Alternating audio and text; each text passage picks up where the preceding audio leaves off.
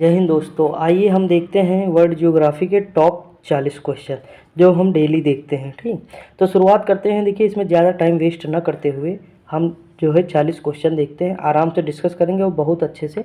देखिए, आपका रिवीजन भी हो रहा होगा। अगर आप देखेंगे तो पीवाईक्यू बहुत सारे आपको मिलते होंगे। जैसे मैंने घास के मैदान पढ़ा है तो घास के मैदान भी आपको इसमें मिलेंगे। और इस तरह की नदियाँ, झीलें, पर्वत, पठार, मैदान, मरुस्थल, ये सारी चीज़ें हम लगभग पीवाईक्यू के रूप में करा चुके हैं और ये सारे आपको टाइम टू टाइम मिलते होंगे। अब जैसे हम विश्व की जनजातियाँ, विश्व के मरुस्थल, ये सारी चीज़ें बोर्ड पे कराएंगे तो ट्रिक के साथ थोड़ा बताएंगे। ठीक, तो शुरुआत करते हैं। इसमें पहला क्वेश्चन लिखा है कि मध्य रात्रि। देखिए, यहाँ पे यात्री लिखा है, यहाँ होगा मध्य रात्रि। सूर्य का क्या अर्थ है? मध्यरात्रि सूर्य का अर्थ है कि सूर्य का ध्रुवीय वृत्त देर तक चमकता है। यानी अगर सूर्य का जो ध्रुवीय वृत्त है यहाँ पे, तो ये देर तक चमकता है। ठीक, अगला है निम्नलिखित में से कौन सी नदी मकर रेखा को 2 बार काटती है? तो देखिए, मकर रेखा को लिम्पोपो 2 बार काटती है। ठीक, और जो है अगर पूछे कि कांगो, तो कांगो नदी विषुवत रेखा को 2 बार काटती है। किसे काटती है? विषुवत रेखा को 2 बार काटती है। ठीक, और अगर पूछे कि जो लूनी नदी है ये कर्क रेखा को 2 बार काटती है। तो देखिए, कर्क को लूनी काटती है। लूनी कहाँ है? राजस्थान में है, यानी भारत में है। कांगो कहाँ है? तो कांगो गणराज्य में है, विषुवत रेखा को 2 बार काटती है। लिम्पोपो कहाँ है? तो ये जो है साउथ, जो मतलब हमारा अफ्रीका महाद्वीप है उसमें लिम्पोपो नदी है। ठीक, ये चीज़ याद रखिएगा। अगला क्वेश्चन है, निम्नलिखित में से कौन सा कथन असत्य है? तो देखिए, इसमें से ऑप्शन नंबर बी जो है ना, यही गलत है। क्यों? क्योंकि ये जो सैक्सोनी क्षेत्र है ना, ये जो है कागज़ के लिए प्रसिद्ध है और कोयले के लिए राइन क्षेत्र है। जर्मनी का जो राइन मतलब रूर प्रदेश है, जो रूर प्रदेश है वो कोयले के लिए प्रसिद्ध है। ठीक, ये चीज़ याद रखिएगा। अगला क्वेश्चन है कि पेट्रोन कोलोन प्रथा, जिसमें कहवा के पुराने बागानों को काटकर नए बागान बनाया जाता है या नया बागान लगाने में खर्च कम पड़ता है, निम्नलिखित में से किस देश में प्रचलित है? तो देखिए, अगर कहवा की बात आए, बागान की बात आए, तो हम ब्राज़ील मार देंगे। आंख बंद करके कहाँ मारेंगे? ब्राज़ील। ठीक, तो ऑप्शन नंबर बी हो जाएगा। अगला क्वेश्चन है, निम्नलिखित में से कौन एक भू आवेशित देश है? तो इसमें कौन सा ऐसा लैंडलॉक कंट्री है? Landlock country. देखिए, इंग्लिश इसीलिए कहते हैं थोड़ा बहुत सीखिएगा, क्योंकि हिंदी ना समझ में आएगी। तो देखिए, मैंने बताया था कि पेरू और बोलिविया की सीमा पर कौन सा देश है, मतलब कौन सी झील है? तो टिटिकाका है। तो ये जो बोलिविया है ना, यही जो है लैंडलॉक कंट्री है। ठीक, याद रखिएगा। और ये कहाँ है? तो साउथ अमेरिका में है।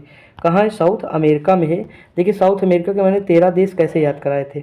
अगर मान लीजिए कि ये हमारा मैप है, साउथ अमेरिका का है, थोड़ा सा मतलब ऐसे मान लीजिए है। ठीक, यहाँ मैंने कोलंबिया से शुरू किया था। Colombia, Venezuela, Guyana, French Guiana, Suriname, फिर यहाँ ब्राज़ील, फिर यहाँ जो है कौन सा होगा? उरुग्वे, फिर पराग्वे, फिर बोलिविया, फिर पेरू, यहाँ अर्जेंटीना, यहाँ चिली, यहाँ Ecuador. Ecuador, Colombia, Venezuela, Guyana, Suriname, French Guiana, Brazil, Uruguay, Paraguay, Bolivia और उसके बाद फिर चिली, अर्जेंटीना। इस तरह मैंने याद कराए थे। ठीक, अगला निम्नलिखित में से, तो ये तो हो ही गया बोलिविया। अगला है नीली क्रांति। तो देखिए, नीला क्या है? समुद्र है, और समुद्र के नीचे क्या होती? मछली। तो हमारा मछली से संबंध है, मत्स्य पालन हो जाएगा। अगला है खिरगिज जनजाति, एक घुमक्कड़ी जनजाति है। ये कहाँ है? तो मध्य एशिया में है। कहाँ है? मध्य एशिया में है। अगला है कि निम्नलिखित में से किसे ब्लू प्लेनेट कहा जाता है? तो जो पानी वाला ग्रह होगा, तो पानी कहाँ है? पृथ्वी पर है, यानी ऑप्शन नंबर बी हो जाएगा। अगला है ग्रेनाइट की गणना किस प्रकार की चट्टानों में होती है? तो देखिए, ऑप्शन के हिसाब से अगर हम जाएँ तो सबसे अलग ऑप्शन कौन सा नजर आएगा? डी। तो डी वाला हम लगा देंगे। अगला है क्षेत्रफल की दृष्टि से निम्नलिखित देशों का सही अवरोही क्रम कौन सा है? तो देखिए, क्षेत्रफल की दृष्टि से सही अवरोही क्रम हमें पता कि 8 नंबर पे अर्जेंटीना आएगा और 7 नंबर पे भारत आता है। तो अब देख लीजिए कि 8 और 7 आना चाहिए, यानी अर्जेंटीना और भारत। तो देखिए, अर्जेंटीना से शुरुआत नहीं, क्योंकि यहाँ अवरोही बताया, यानी बढ़ते हुए क्रम में। तो देखिए, अर्जेंटीना जो है केवल सी नंबर हो जाएगा। ठीक, आगे बढ़ते हैं। अगला क्या है? परवाल क्या है? तो परवाल एक समुद्री जीव है। क्या है? एक समुद्री जीव है। अगला है पृथ्वी की आंतरिक संरचना के संबंध में सर्वाधिक महत्वपूर्ण जानकारी किससे मिलती है? तो जो मतलब भूकंप विज्ञान है ना हमारा, तो उसी से हमें पृथ्वी की आंतरिक संरचना के बारे में अधिक जानकारी प्राप्त होती है। ठीक, अगला है विषुवत रेखा वन प्रदेशों में पेड़ों पर चढ़ी लताओं को क्या कहते हैं? तो देखिए, लियाना कहते हैं। क्या कहते हैं? लियाना कहते हैं। अगला है कि एरडकुंडे निम्न में से किस विद्वान की रचना है? तो देखिए, ये रचना है कार्ल रिटर की। और देखिए, इस तरह के क्वेश्चन जो है आप स्किप कर दीजिएगा, ज़्यादा बेटर होगा। ठीक, ज़्यादा इसमें मतलब दिमाग ना खपाइएगा, क्योंकि इस तरह के क्वेश्चन छोड़ देना ही सबसे बढ़िया विकल्प होता है। अगला है गारा कहाँ मिलती है, तो मरुस्थलों में मिलती है। कहाँ मिलती है, मरुस्थलों में मिलती है। अगला है कि उच्च तापमान, तो मैंने बताया था कि जहाँ पे पायरो होगा वहाँ उच्च तापमान होगा। ये चीज़ मैंने सूर्य में भी बताया था कि हम जो सूर्य के प्रकाश का मापन करते हैं तो वो पायरोमीटर में करते हैं। उच्च ताप जहाँ जहाँ उच्च ताप वहाँ वहाँ पायरो यानी पायरोमीटर। ठीक, आगे बढ़ते। अगला है निम्नलिखित में से कौन सा कथन सही नहीं है, तो इसमें से देखिए कौन सा कथन सही नहीं है। रिएक्टर स्केल भूकंप की तीव्रता मापने वाला यंत्र है, सही है। रिएक्टर स्केल एक लोगरिथमिक स्केल होता है, ये भी सही है। अगला है एक स्केल भूकंप की ऊर्जा को मापता है, यह एक स्केल भूकंप ऊर्जा को मापता है, ये भी सही है, यानी इनमें से कोई नहीं। ऑप्शन नंबर डी हो जाएगा। अगला है रूपांतरित चट्टानों की उत्पत्ति आग्नेय और तलछट जो दोनों से होती है, यानी दोनों चट्टानों से होती है। अगला है मेट्रोलॉजिया नामक पुस्तक की रचना किसने की, तो देखिए मेट्रोलॉजिया नामक जो पुस्तक है ना, ये अरस्तू ने की है, इसकी खोज मतलब इसकी रचना अरस्तू ने की है। अगला है समुद्र में बहिर्विष्ट भूमि कहलाती है, तो प्रायद्वीप कहलाती है। क्या कहलाती है, प्रायद्वीप कहलाती है। अगला क्वेश्चन है व्यापारिक उद्देश्यों की पूर्ति हेतु समुद्री जीवों के उत्पादन की क्रिया क्या कहलाती है, तो समुद्र से जो जीव निकालेंगे, तो देखिए मैरीन कहते हैं ना, मैरीन, मैरीन मतलब समुद्र, तो देखिए mariculture. Option number apiculture, मधुमक्खी से हो जाए पीसी कल्चर, मछली को पीस के बनाएंगे यानी पीसी कल्चर।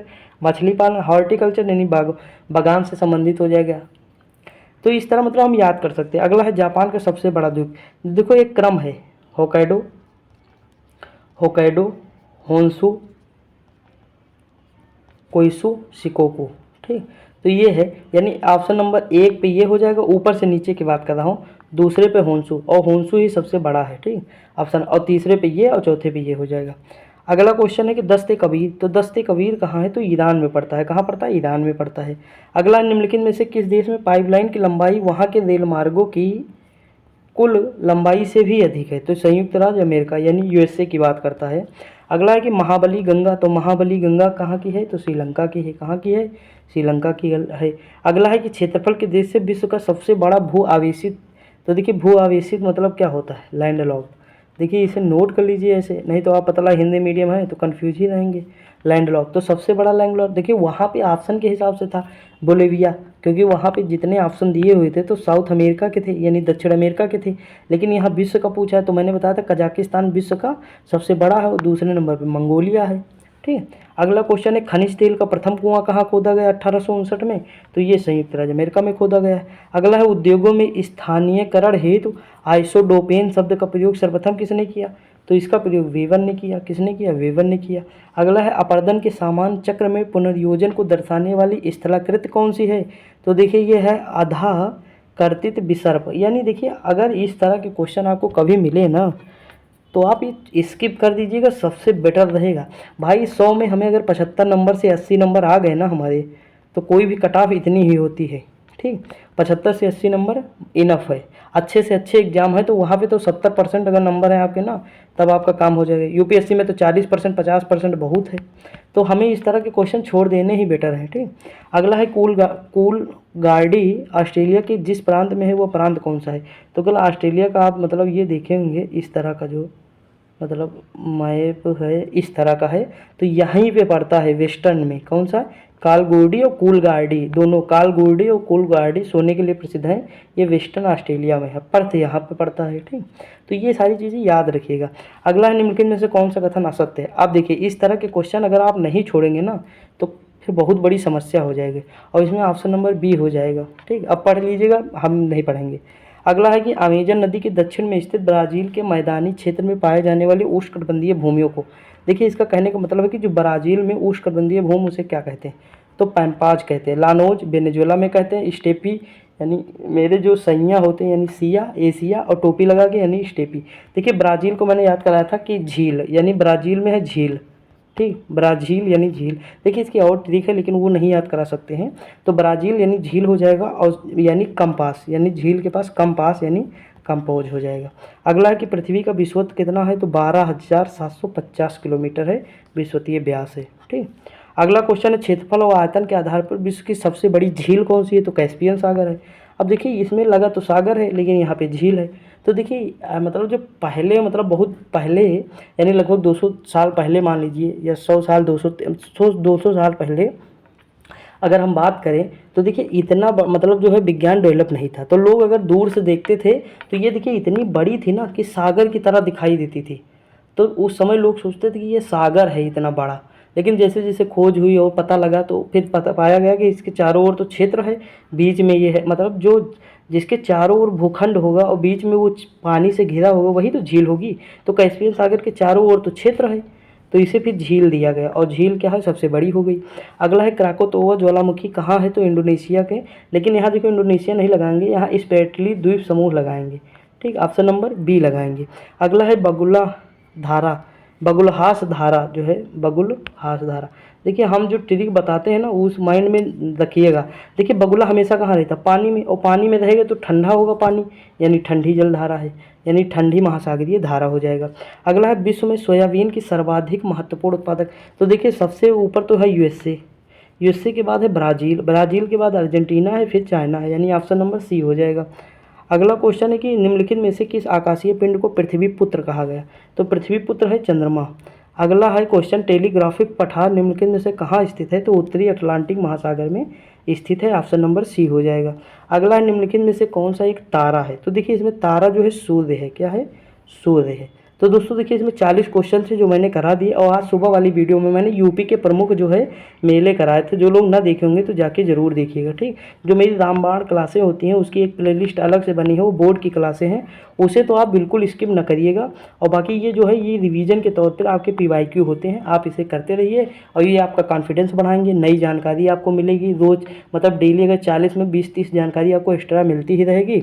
मस्त रहिए, पढ़ते रहिए, एंजॉय करते रहिए, खुश रहिए। मिलते हैं अगली वीडियो में, तब तक के लिए जय हिंद।